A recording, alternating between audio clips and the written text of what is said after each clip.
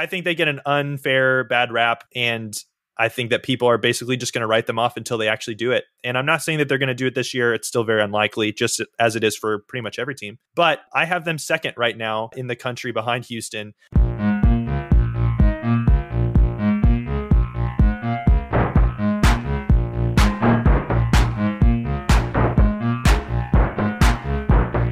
Welcome to another episode of the Football Analytics Show. My name is Ed Fang, your host. And on this episode, I'm joined by Evan Miyakawa.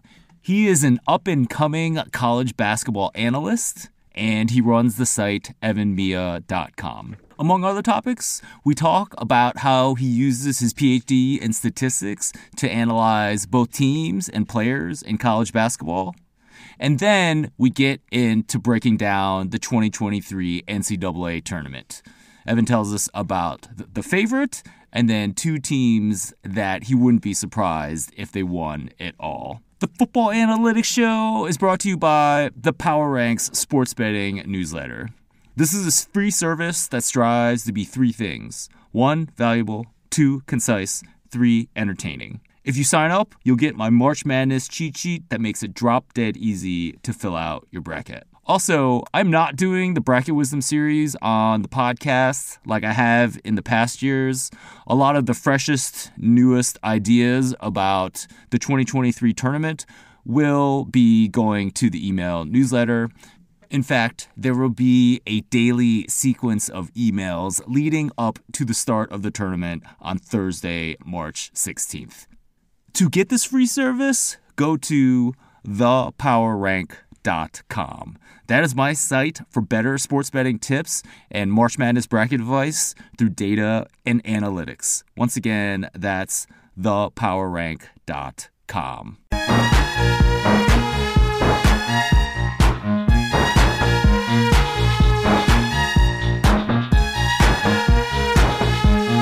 Joining me on this episode of the Football Analytics Show is Evan Miyakawa.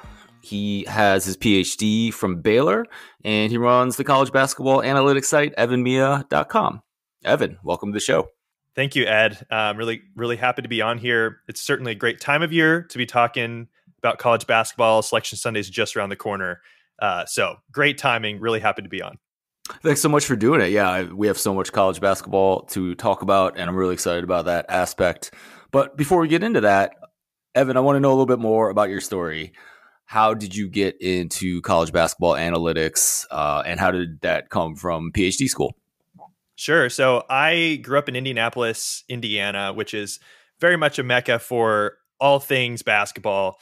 I grew up a Butler fan, actually went to the national championship game against Duke. That was in Indianapolis. I saw the shot that Gordon Hayward almost made, that infamous half-court shot. So I think I was kind of like hooked on college basketball ever since. And then from the more academic side, I've always been interested in statistics. My parents both had their master's degrees in statistics. So I grew up in a very like math geeky family.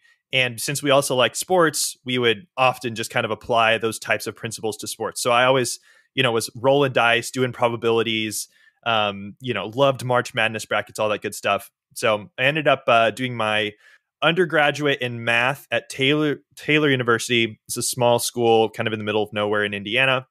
And then moved down to Texas with my wife for me to do my PhD in statistics at Baylor.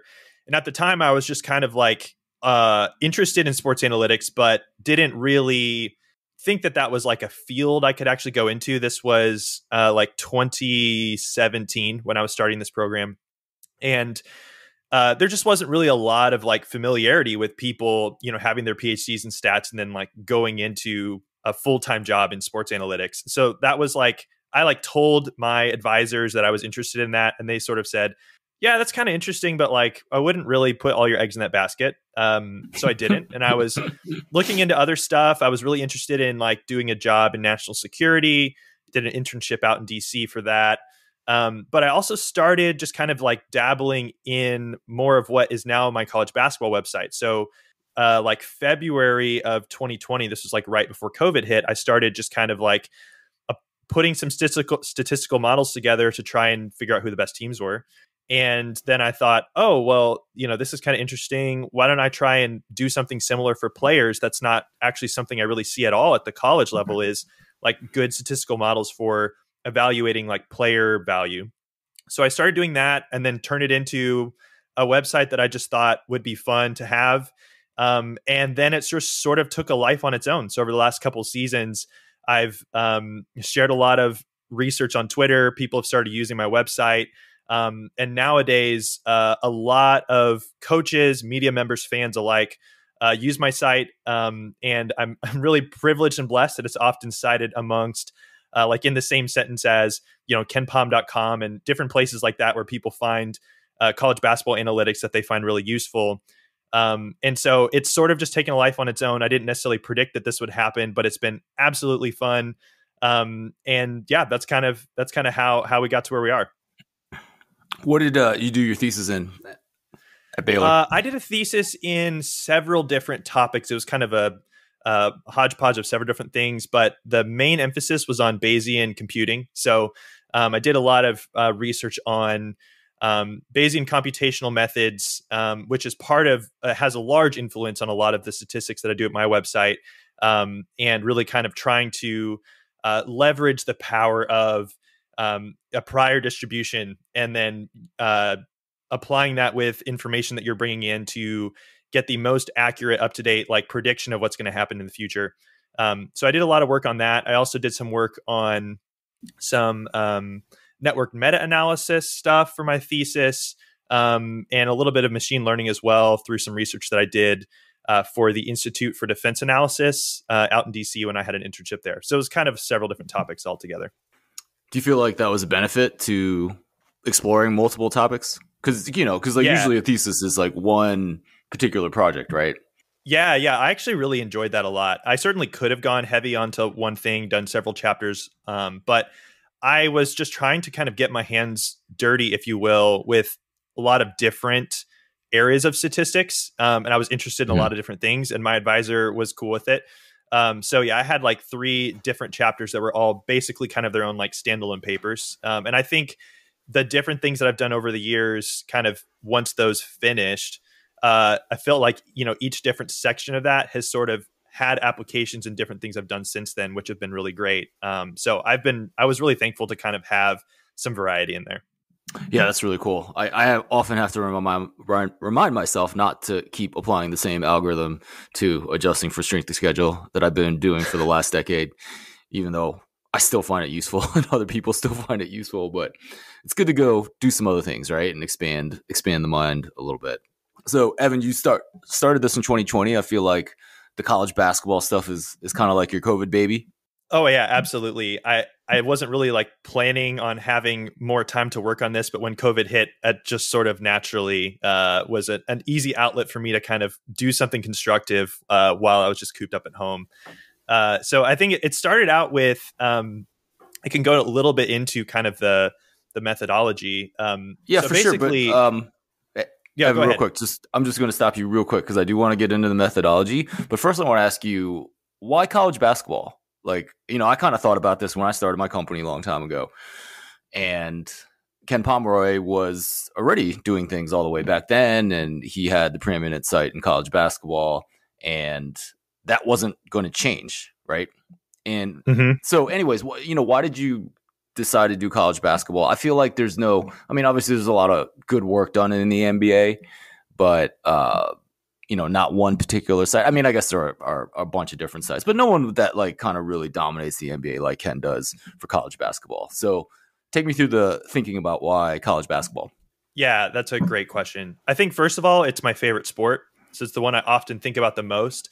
And 2, Awesome. I think the level of accessibility or interest that just the average person has, like ranking anything about college basketball or measuring anything is such a vast project because there are, over 350 teams every single year. And so it is so much harder to kind of get good signal from all of that noise. And so because of that, I think I sort of identified it as it was the sport I was most interested in applying statistical methods to. But 2, I also felt like Ken, I love Ken, and he's been like basically the godfather of college basketball analytics. And he's been running his Absolutely. site for over 15 years. A lot of respect for him. We talk every now and then, a lot of mutual respect, both directions there. And I feel like, but even reading his story, he started this as a kind of a side thing, and it just grew into a life of its own. And so I saw that and I said, obviously people are much more aware of analytics now. It's not this like untapped frontier like it was when he started. But if I can add something to this space that no one is doing before, measuring things that are new, I feel like it's not going to take that much work to get people on board with this. The college team fan base is so rabid and so vast, and the level of fandom that I've seen for myself personally, cheering for my favorite college basketball teams, it goes so far granular, and people have so many different theories about like what are the most important factors to win in March, or how to construct a team. And the reality is, because of how much variance there is from year to year, with the lack of roster continuity, with incoming freshmen, now with the transfer portal, it is so hard to have a stable read on anything in college basketball. And because of that, I see that as an opportunity. And so I think that's part of why I was interested in doing it in this space. And I found too that like, as I just started sharing about my research and different models on Twitter, people were really quick to pick up on it. If there was a particular fan base that I was focusing on, like, hey, I did this analysis on this player and why he's underrated, like they just gobble that stuff up. Whereas like perhaps in the NBA, you're going to have 50 different people all saying the same things because there's just less stuff there's only 30 teams. They're overanalyzed by everybody. And so it's just way easier or it's way harder to kind of like make a really big difference in the NBA, at least I feel like, for most professional sports. So for me, I felt like it was easy to kind of get into the college space if I provided something that was unique. And that's just sort of where it started. Excellent. So let's dig into it a little bit more. Give us a broad overview of the type of calculations that you are doing on your site, both for team and players. Sure. So I think the starting motivation for this was just that I love a good ranking. I love whenever I see an AP poll or I see, NFL teams ranked in someone's weekly power rankings. Like I have always been so enthralled by putting teams in an order, for lack of a better description. And so I started just trying to like look at different ways of like ranking college basketball teams. And so then I started kind of made some tweaks on some public models, started doing my own thing, saw that seemed pretty good. And I think what really ended up making the big difference for me was I said, okay, in basketball in general, the types of models that are really popular are these efficiency-based models, which are awesome. Basically, you're measuring how many points per possession or points per 100 possessions, however you want to view it. A team is going to score on offense and allow on defense. It's adjusted for pace, so you're not skewed towards teams that play really fast or really slow, etc. So I did something like that, and it was, seemed pretty good. But then I thought, okay, how can I extend this to players? Because I want to know, when a player is on the court, how do they individually impact this kind of thing? And there are ways of doing that just kind of based on looking at, say, player box scores, for example. Typically, when you look at a player's stat line, if a player averages 24 points and 7 rebounds, you assume that player is probably having more of an impact on a game than a player who's averaging 4 points and 2 rebounds, for example.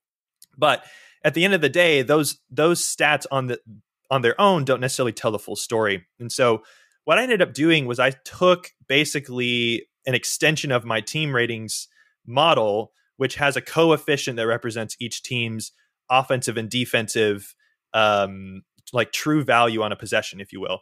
And I basically said, can I do this for players as well, where now instead of just 2 coefficients, I have 10. So for every possession, you see the outcome of the possession in terms of points scored, and you have a coefficient that represents each player's like true impact or contribution or expected value in terms of points scored. And then because of that, it can adjust for strength of other players on the court. So I just sort of thought about this, came up with it on my own, and then thought that I was the first person to ever do this because I hadn't actually done any research on whether this model existed or not. So basically, I created my own adjusted plus minus model.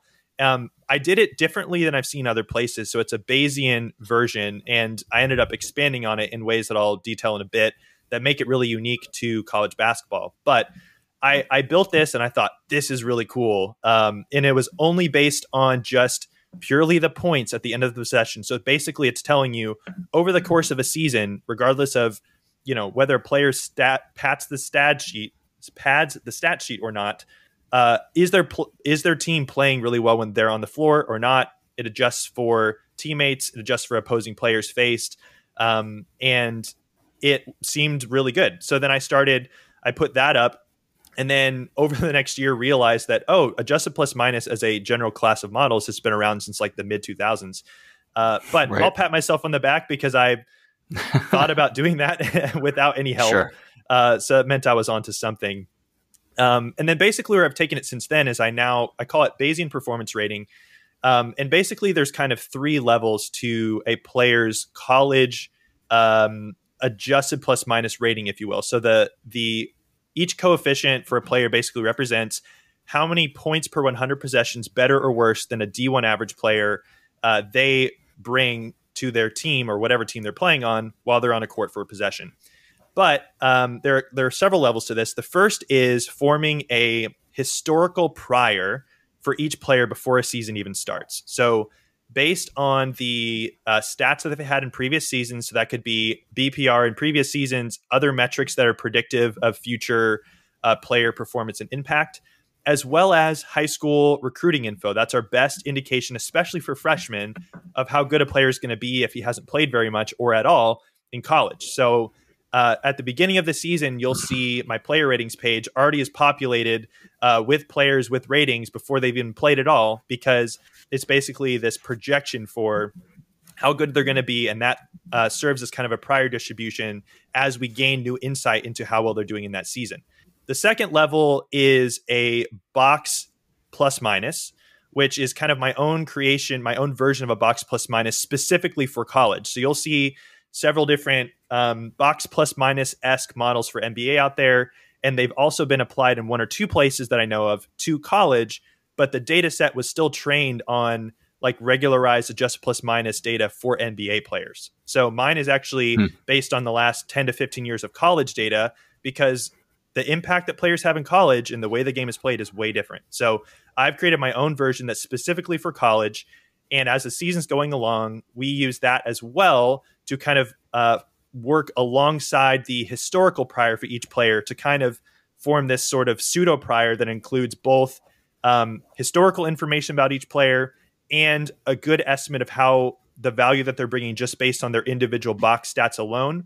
And then the final piece on top of that is then we actually look at the play-by-play, each individual possession, seeing for each possession that a player plays, who are the other players on the court, and what are the results of those possessions. And then based on the prior distribution for each player, and then the likelihood that we form from this new data, you have this final outcome, which is a player's overall true Bayesian performance rating, which, at least in my opinion, is the best, most comprehensive way of measuring player impact, player value in men's D1 college basketball. And I think that's part of why everything from my website kind of stems from that. All of my team ratings are formed kind of on top of that. You can then use that to look at lineups and adjust for strength of individual players face and all this different stuff, adjusting for injuries in my game predictions model. It kind of all stems from that. Very cool. So is it kind of sequential in the sense that you have your preseason prior and then you apply the box score? I mean, you're basically translating a box score to a plus minus for every player. And then on top of that, there's the play-by-play data. Does it work sequentially, or is that how you describe it? It kind of goes in that order. But basically, the first step is that the historical prior is the prior in this Bayesian model. And then the box plus minus is brought in, and you kind of that becomes a likelihood on top of that first prior. And then you get a posterior distribution there. And then I just turn that whole thing back into a new prior that I use in more of the traditional, like regularized adjusted plus minus type model that I'm doing kind of in a Bayesian way. Does that make sense? Yeah. I mean, well, here, let me ask you this. Maybe this will make it more clear. So when you do get to the play-by-play level, I mean, you're doing adjustments. I mean, that's where you account for whether a player is playing with his best teammate all the time or whether he's always stuck with the bench guys, right? I mean, there's some adjustment there. Yeah, so That so basically if you do a naive adjust plus minus model, the if you're using a prior distribution, which is another way of just kind of regularizing towards a league average value, you're just kind of assuming off the start that every player is you're assuming everyone's average until you're told they're not, basically, right?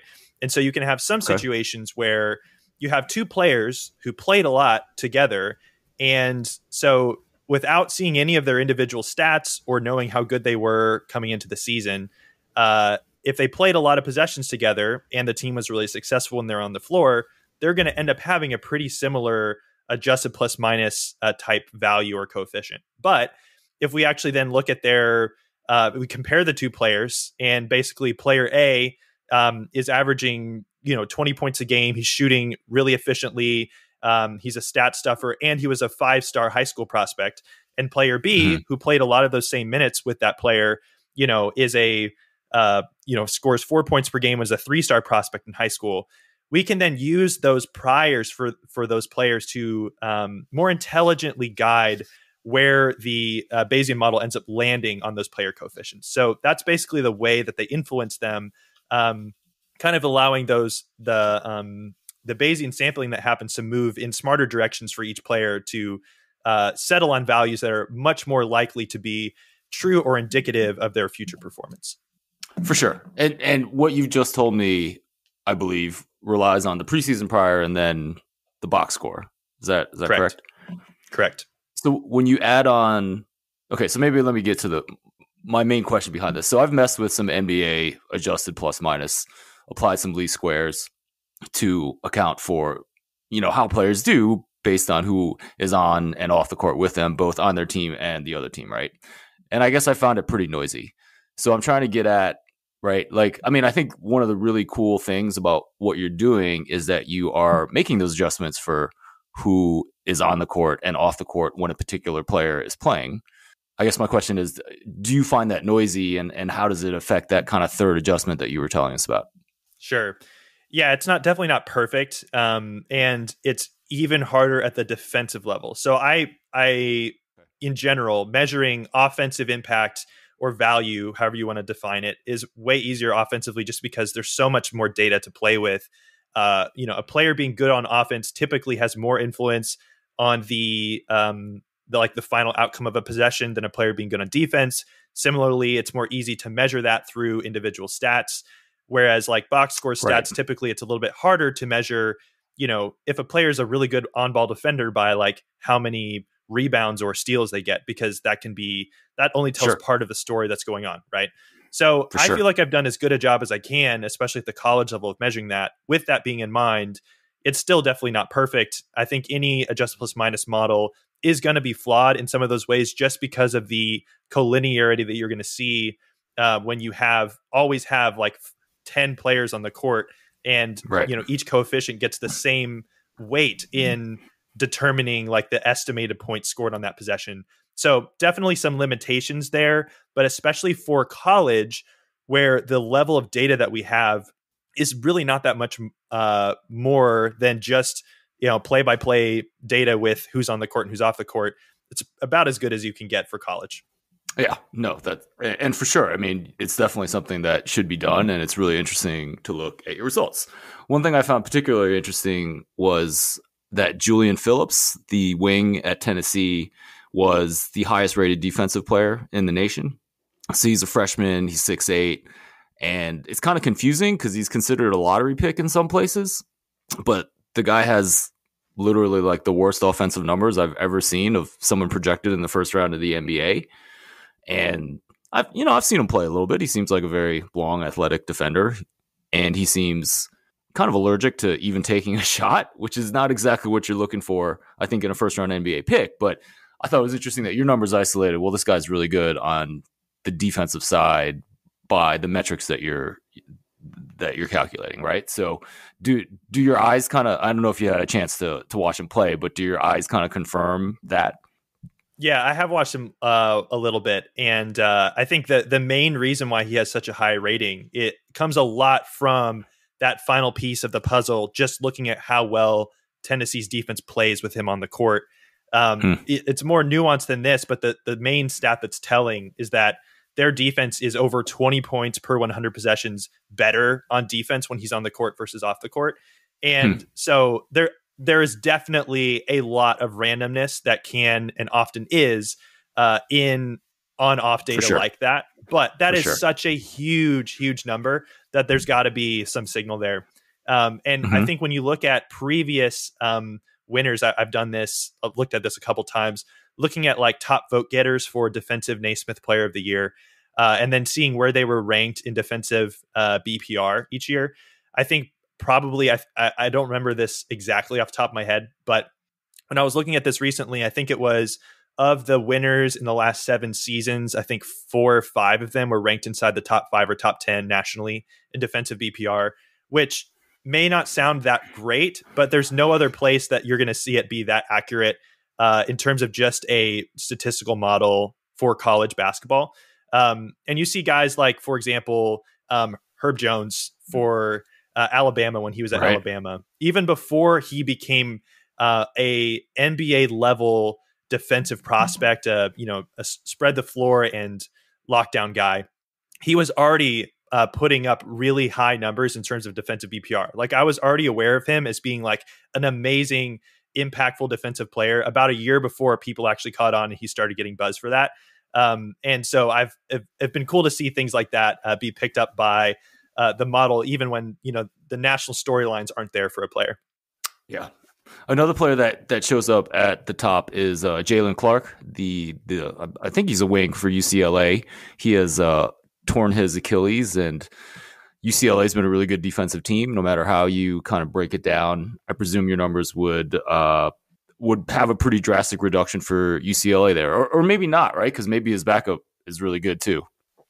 Yeah, that's definitely a huge, huge injury for them. I don't necessarily think he's regarded by most people as being their best player. That would be Jaime Jaquez, but I have him 5th in the country in BPR, like you mentioned, and pretty similarly on the defensive side too. He's, I'm checking, he's 3rd right now in the nation. So that's a big loss for them. My team ratings have already adjusted for that injury. I think UCLA was 5th pre-injury, and now they're down to 7th. That doesn't seem like a huge jump, but when you look at the actual spread of how much their number dropped, it's pretty significant. So I think if they had started more at like 7th, they would probably be at 12th right now. So not gonna cripple their Final Four hopes or anything, but definitely a huge loss for them. And then another player that I was looking at, Zakai Zeigler, the point guard of Tennessee. I haven't seen enough of Tennessee, but he's a short little guy, right? And he definitely dominates the ball on offense, and you figured that the loss would be more on the offensive side of the ball. It was interesting that your numbers had him with an equal contribution on both offense and defense. Yeah, I think the interesting thing for Tennessee is that because they're such a strong defensive team, everyone on their teams by and large going to have a really good defensive rating. So the numbers look kind of equal in terms of the contribution, but oftentimes defensive ratings have a little bit of a smaller variance or magnitude away from league average, just because often, I guess the right way of putting this is often the best offensive player in the league is going to have a way higher number for his offensive coefficient than the best defensive player will for his defensive coefficient, just because the model picks up on the fact that offense is more influential. So, with that being said, when you look at Tennessee's offensive BPR ratings amongst their players, he was 2nd on the team pre-injury behind Santiago Vescovi. So that is still a pretty significant loss for them. Not as extreme in terms of how it impacted their team outlook on my site as most seem. I think part of it is people love a good point guard. And going into March, if your team all of a sudden loses their point guard, that's the easiest position for people to say, oh, well, that's going to completely change the team. And it may. But, I only had him 3rd on the team in terms of BPR instead of 1st, like many people might have viewed him. So definitely significant, but not, totally earth shattering for them. Yeah, it's interesting. I mean, they definitely they lost at Auburn, so we'll see. I don't know. I mean, Tennessee's not a team I particularly trust heading into the tournament, and that's when they did have Zeigler. Yeah, I mean, they're obviously a great defensive team, but I kind of question whether they could get it done on offense. So, we'll see about that heading forward. Any thoughts on them real quick? Yeah, Tennessee's been one of those most polarizing teams this season for sure. I think most computers, including mine, have had them ranked higher than most people their trust level in them. I think part of that's because people just lean towards offensive bent teams, and it's really easy to point to a team that's not great offensively, that is good defensively, and say, that they can't trust them in March. And certainly their stretch in the last month or so hasn't been that convincing. So in that sense, I feel like they could actually be a little underrated heading into the tournament. I think their lack of success for Rick Barnes in the tournament also plays into that. I think if they were, had the same profile, but they were Kansas, for example, I don't think people will be talking about them in the same way. So it'll be interesting to see. I don't necessarily know if I'm cheering for or against them, because their brand of basketball isn't necessarily as fun to watch as, I don't know, Gonzaga or Purdue or something. But definitely very polarizing. Wouldn't be shocked to see them do well in March. Also, if they lose their first round game, it doesn't mean they weren't good. It's just one game, right, everyone. No, for sure. And I think the coach in March thing is really interesting. I did a study, I don't know, years ago, just when Izzo was, the magic man of March. And I did a study to figure out how much a coach outperformed both expectation based on my numbers and based on the markets. And I think Roy Williams was at the top, which wasn't really the conventional wisdom by any stretch of the imagination. Obviously, he's a great coach, and he's won some titles, so he kind of deserves the praise there. But one of the worst coaches was Tony Bennett. This was obviously before 2019. Even before 2018, when they had the most historic collapse ever of a top seed in the tournament. But they bounced back to win it all in 2019. And I kind of knew that these studies, I'm actually very cautious about any study that's just done on tournament games, because there's inherently a small sample size issue. So I stopped publishing those like kind of coaching in the tournament type stuff. And I'm kind of glad I did. So I don't think that Rick Barnes is past history. Like I try to kind of point that out to people. Like, he's had some really good teams. Texas should have never fired him, because their program's simply they're actually a pretty good team this year. But yeah, I just don't put any stock in the what a coach has done in March. I definitely agree with your point about sample size in March Madness. The most fun thing to do for people is say, oh, I've looked at all the Final Four teams in the last 10 years, and here's the, what 80% of them have in common, right? Which is totally just correlation. Because of how small that sample size is. I mean, you look at that Virginia, like the teams they had those 2 years were probably identical in terms of how good they were. And one team lost to a 16 seed, and the next team won 6 games in a row. So I agree with you. With that being said, there is nothing that sells better, or that even coaches are more interested in, than what is going to raise my team's probability of, getting to the Final Four, even by 0.5%. So you almost kind of have to still like pay attention to it somewhat. Right. I have a lot of stuff that I do, studies I put out, interesting graphs talking about factors on a team, and everyone is like, so how does this correlate to success in March? And the answer generally is be good and you'll have a better chance. And going any further than that often is a little bit of a stretch. I got one for you, Evan. If you want to win in March, make more 3-pointers. Easy. That's usually easy. Just make more threes. That's easier said than done, obviously. So, all right, Evan. So when you look at your site, you have team ratings. Those are constructed from these player ratings, and I presume naturally evolve with injuries, like to guys like Zeigler and Clark that we've been talking about. Is that correct? Yeah, it's not entirely just based on like roster composition and those players, but that does certainly have a large part of it. And the other thing too, I think is worth noting is that I rely way more heavily on my preseason priors all the way through the tournament than most other public college basketball models do. So like Ken Pomeroy's model, by the time you get to February, it's only based on in-season performance. There is no preseason prior left. Part of that's because his is used on the team sheets to evaluate teams, so that would be a little unfair. But I have found that, having a prior still influencing team ratings come March is way more predictive of March tournament success. And I think you're probably familiar or aware of this, that, teams often in the tournament revert to a little bit of preseason expectation when they get there. If you have a team that has underperformed during the year, they were potentially a top 10 team preseason, they barely get into the tournament. A lot of times those teams end up, going far in the tournament. I think Michigan last year is a great example. They were a top 5 team preseason, ended up getting in as, I think, an 11 seed, made a Sweet 16 run. You look at the year Kentucky was an 8 seed and made, the Final Four national championship game. They also were a hyped team in the preseason that underperformed. So that's often going to be the biggest discrepancy between my team ratings and other sites, is that maybe you're not going to see teams move as much away from that as you would think. But it ends up being better come March. Absolutely. I still look at the preseason AP poll to inform my analysis this time of year, and that's exactly why. And so you can just make the prediction, Evan, that North Carolina is going to actually make this tournament and have a good March.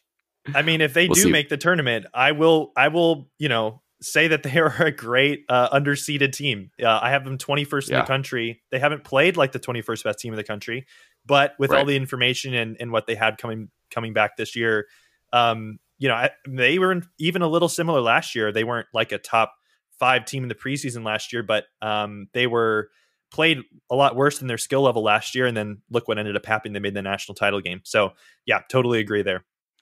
Evan, for your team ratings, you said it's not all just the player ratings that you've been telling us about. Is there like a team component in the sense that you take overall points per possession and then adjust for opponent? Is there that kind of aspect? Is there that component in there as well? Yep, that's a part of it. Looking at teams overall 4 factors and adjusting for opponent, that's a part of it.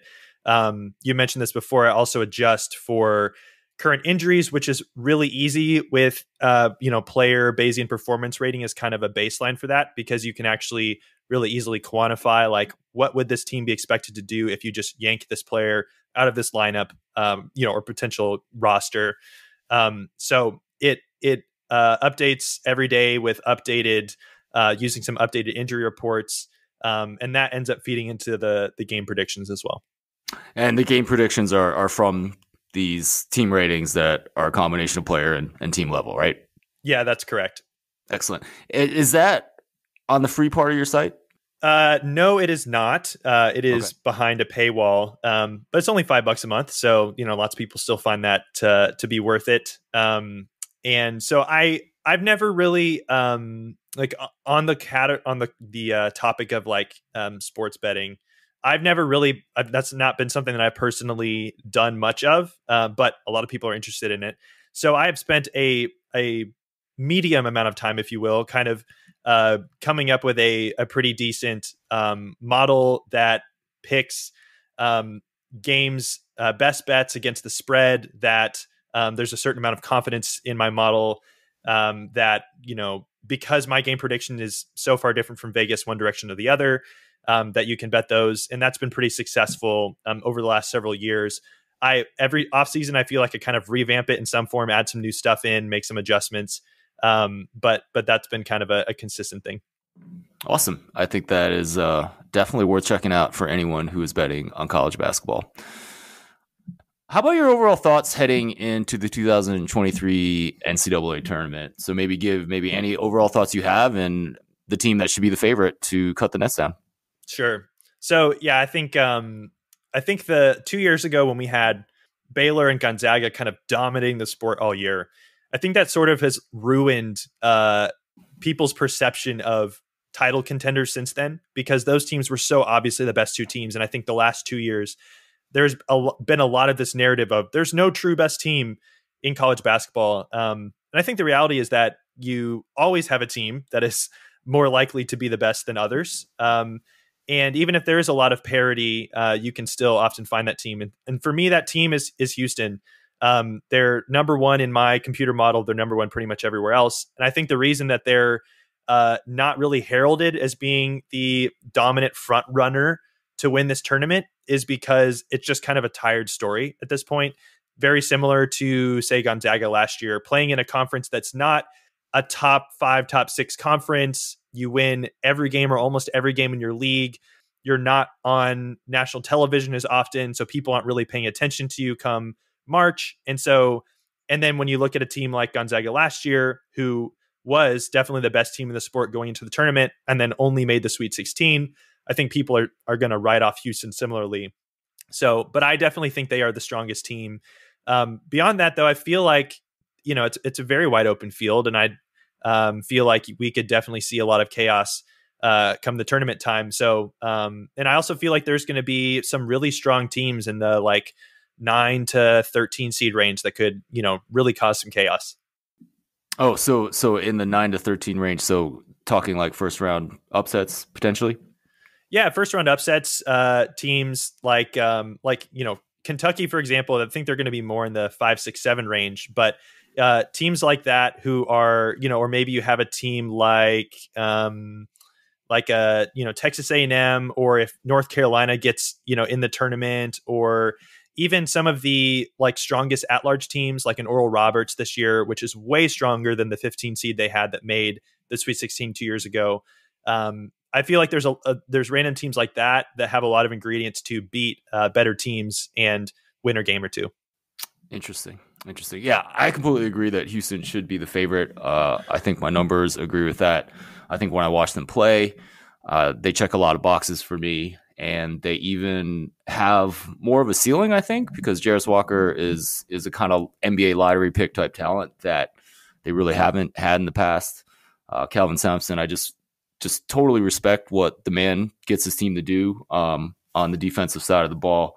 So in complete agreement there. I do think it gets a little bit more nebulous after that.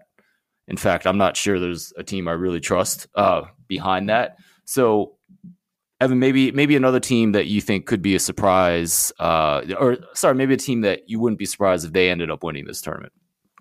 Yeah, for me, that team is Gonzaga, and that's not people's most favorite team to pick for this. But Gonzaga has been a dominant force in the sport the last several years, and I think this year, compared to their extremely high standards, has been maybe disappointing for people. And people love to rag on Gonzaga for never actually having what it takes to win the whole thing, even though most teams don't have what it takes to win the whole thing. / even if they do, it's really hard to. And so I think they get an unfair bad rap, and I think that people are basically just going to write them off until they actually do it. And I'm not saying that they're going to do it this year. It's still very unlikely, just as it is for pretty much every team. But I have them second right now in the country behind Houston, which is definitely higher than you'll see other places. But I still think they're kind of for sure top 10, for some people top 5. And they've been playing really, really well the last several weeks. So they're definitely looking like they're going to be ready for March. They have a team of veterans like Drew Timme who have been around before and know exactly what to expect in the tournament. And their offense is extremely, extremely good. So I think that they're going to be probably a 2 seed, 3 seed come Selection Sunday. And I think just because it's a little bit of a, they're just discussed a lot of times in a negative way by people who think that they just don't really have what it takes. I think they're going to be a little bit undervalued even then. And so, I certainly would not be surprised to see them do better than most people think. I would, in general, completely agree with you. I'm glad someone else didn't have both of us as a guest on a third podcast, because we'd be saying basically the same things, which is not a surprise given that, we kind of come at it from a quantitative perspective. But let me play a little bit of devil's advocate. Gonzaga can't play defense. Their defense rating is terrible. When you watch them play, Drew Timme looks like he doesn't care. They can't stop guys from getting to the basket. What would you say about that?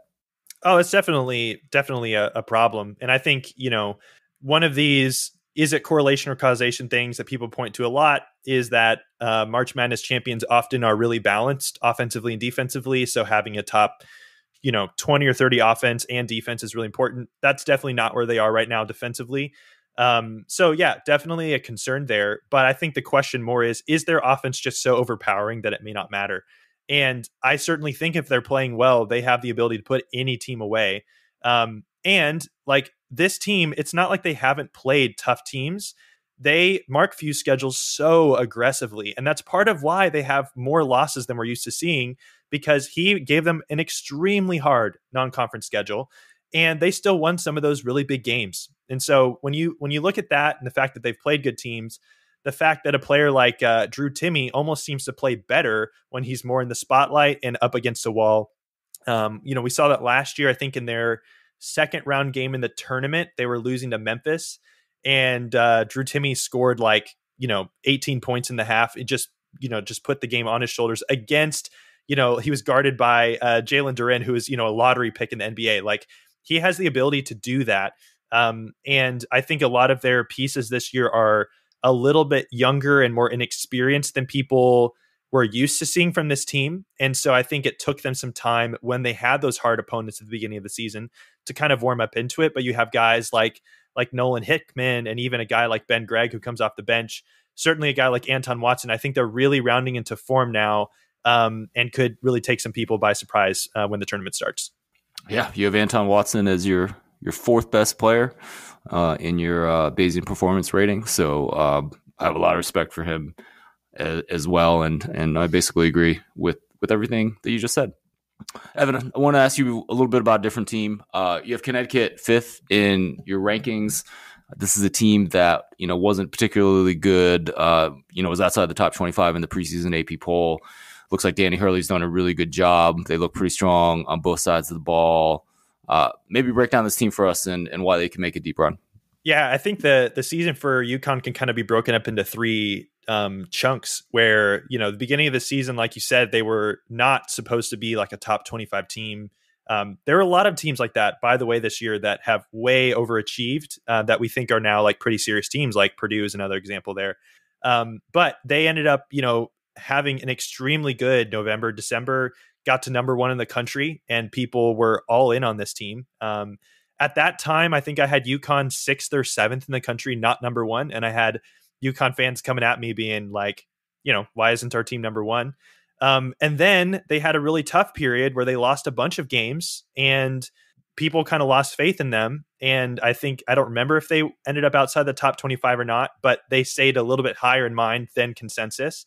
And now it's kind of evened out. And I think they've been playing really well recently. They're one of the hottest teams over the last month in terms of how much their rating has changed in a positive direction at my website. And I think for a lot of people, their perception of a team really does depend a lot on the order in which they observe these games. So if you had flipped UConn's all of their best wins to being on this half of the season instead of the first half, I think people would be saying they're the best team in the country right now. And so I really think that, there's certainly a level of momentum. It's important to carry, you don't want to be walking into the tournament cold. But similarly, you have a team like, I think UCLA, when they made the Final Four, had only pre-Pac-12 tournament, they had been really bad. And then they just kind of flipped a switch and basically won every elimination game on the way to almost making a title game. So I think for UConn, I feel like a lot of how people perceive this team is really just based on the order in which they, viewed the games that this team played. And I think, I think there's probably a lot of variance of opinion on UConn, but they're extremely well balanced. They're one of two teams in my top, in the nation that have a top 10 offense and defense, which, as I mentioned before, is really important. One interesting thing about them is I have this metric that tracks 10-0 runs in games. So anytime that a team scores 10 or more unanswered points in a game, that counts as a scoring run, or a kill shot is the term that I came up with for that. And they are one of the best teams. They're going to be actually the best team in the tournament at limiting, conceding these 10-0 runs. They've only allowed 3 of these 10-0 runs against them all season long, which will be the least amongst tournament teams. And so basically that means if they're in a position where they have a lead, they don't really often give up that lead very easily. They're going to be very consistent, reliable. And so as a favorite in many of their games that they're going to play, that's going to be a really good thing for them, that they're not just going to choke away leads like some of these other a little bit more volatile teams that you're going to see. So I think that's really interesting to track for them. And so I think they also have a lot of impactful players beyond their like main scorers. I think like Adama Sanogo gets the most attention for them, but they have guys like Andre Jackson and Donovan Clingan who have been like absolutely tremendous in the minutes that they've played this season, and have a huge impact even beyond what their box scores suggest. Excellent. Evan, you talked a little bit about public perception of these teams and how that could be different if Connecticut's games were a little bit different.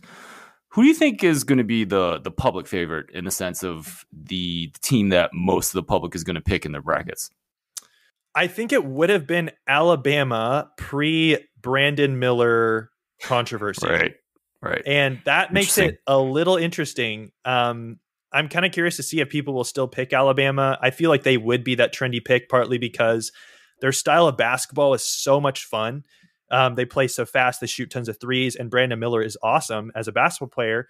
But looking at that list, like outside of Houston, who will, be the favorite to win the tournament, I think you probably slide down to maybe a team like Kansas just because of Bill Self and the fact that he, every single year, no matter what his roster is constructed of, always puts together a team that is a real threat. They did that last year. I know they had a number 1 seed last year, but I think they were relatively quiet as a title, perceived title contender coming into the tournament. So I think Kansas might be one of those teams that, they're probably going to end up on the one line bar, some unexpected events, but I wouldn't be surprised to see them as maybe slightly behind Houston as being the most picked team in the bracket. And then I feel like after that, people have their concerns about all the rest of these top teams. Purdue's not been great recently. UCLA just lost a key player. Gonzaga people don't like for whatever reason. Texas doesn't have its main head coach. Arizona's inconsistent. Like all of these teams, have obvious question marks. So I feel like it's going to kind of be a free for all. I'm really interested to see what happens with, what the public is picking. It really should be Houston. I honestly hope it's not. I think you do make a good case for Kansas. And it also feels like I just saw a story on ESPN about, digging up stuff about what Brandon Miller actually did, like what his role was in the shooting that eventually happened. Supposedly he gave the gun that ended up being used in this murder. So there's so many question marks there. Brandon Miller is such a great player. And the injuries that we've talked about, Zeigler at Tennessee and Clark at UCLA, I feel like that just kind of adds to what could potentially be a really chaotic March. Yeah, I agree. And I think that's part of why a team like UConn is actually kind of really attractive because they've been playing well. Yeah. They've sort of figured out some of their issues. They're really balanced and, they don't have any of these like massive question marks. So I'd be kind of curious, like where a team in terms of like most picked title winners for people's brackets, I'd be curious where UConn's going to land because I feel like it might be a little bit better than where their seed line might suggest, historically. Absolutely. Evan, I'd like to end the pod with a couple of potentially non-sports questions. What's your favorite book? My favorite book is definitely the Bible. I'm a strong Christian. My faith in the Lord is definitely the most important part of my life. So I read the Bible every single day.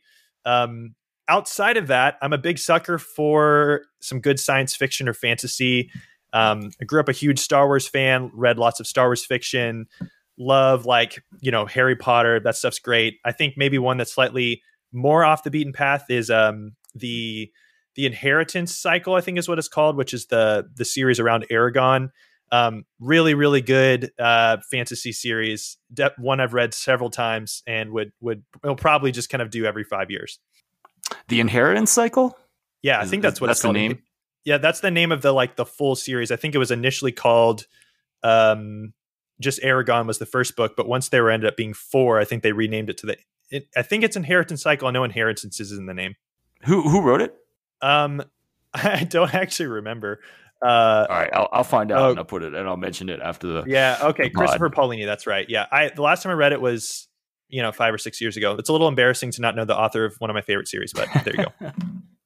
Well, I was on this pod and I actually could not pull the title of my favorite book. So things happen. Things happen when you're talking books and are excited about things. When you read the Bible, do you do it as like part of a course, or is there like certain passages that you like? Like how do you decide what you're going to read every day? Oh, that's a great question.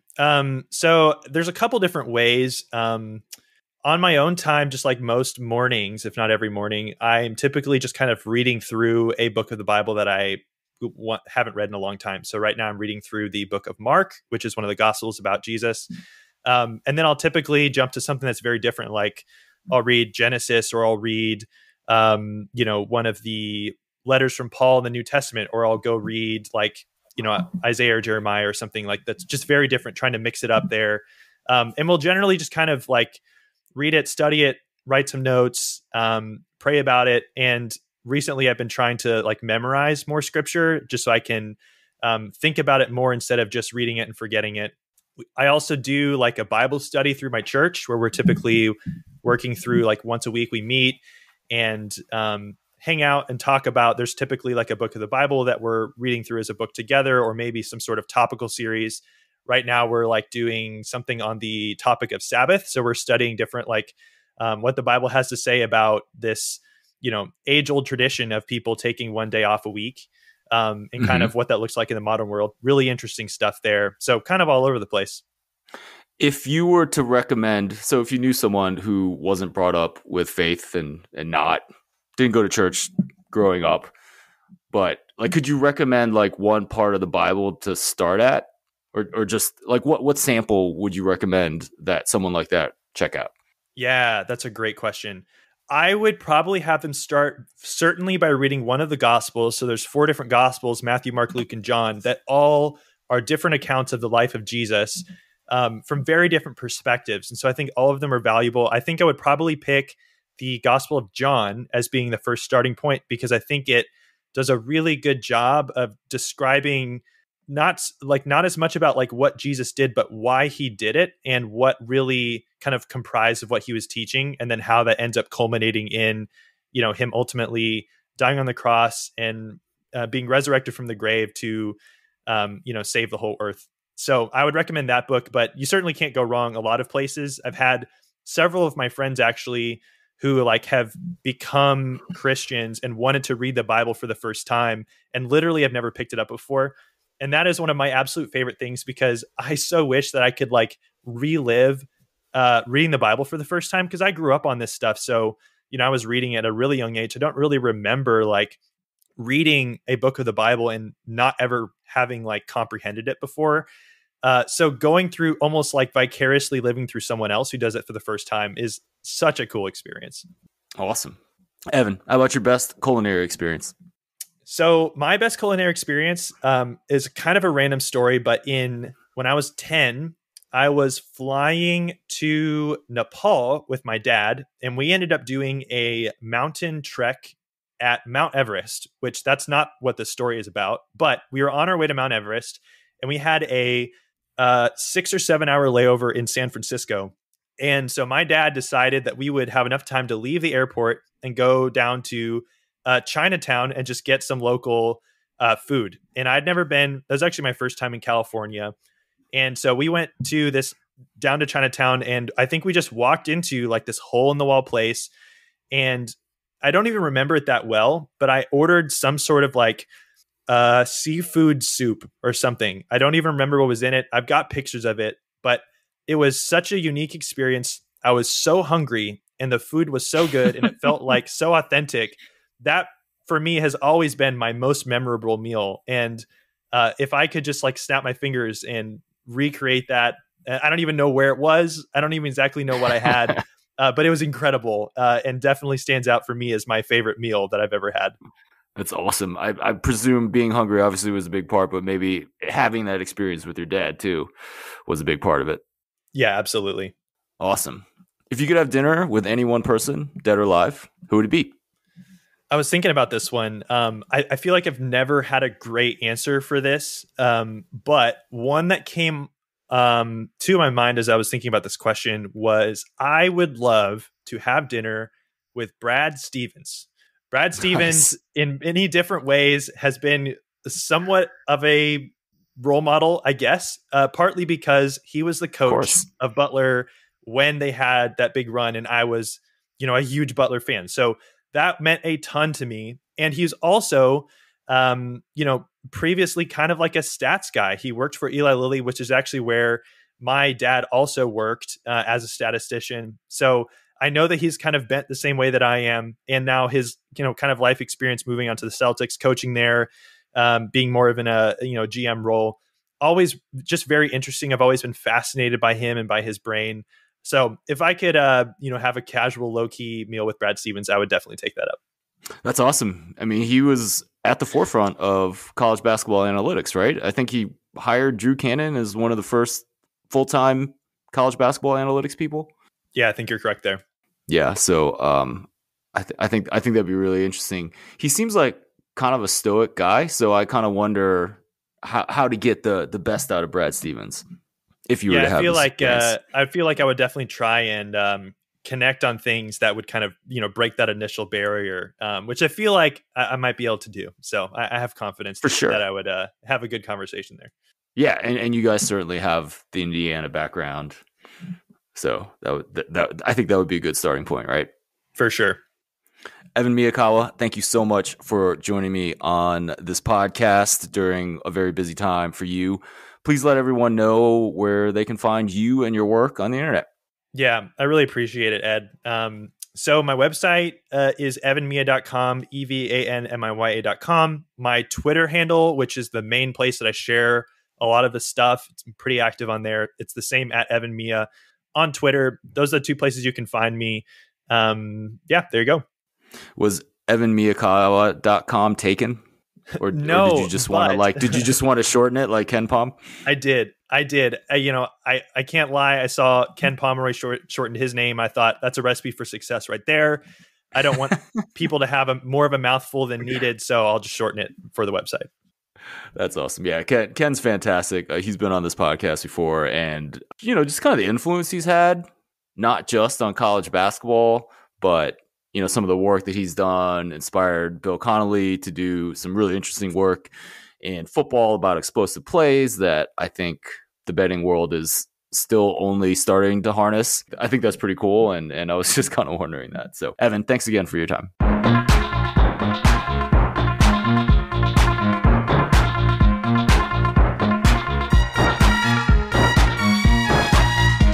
This is Ed Fang, your host for the Football Analytics Show. I really hope you enjoyed that conversation with Evan Miyakawa. When I have new guests on the podcast, I never know quite how it's going to turn out. I thought that conversation was amazing, both in terms of Evan's content and presentation. Just a reminder, you can get my March Madness cheat sheet that makes it drop dead easy for you to fill out your bracket.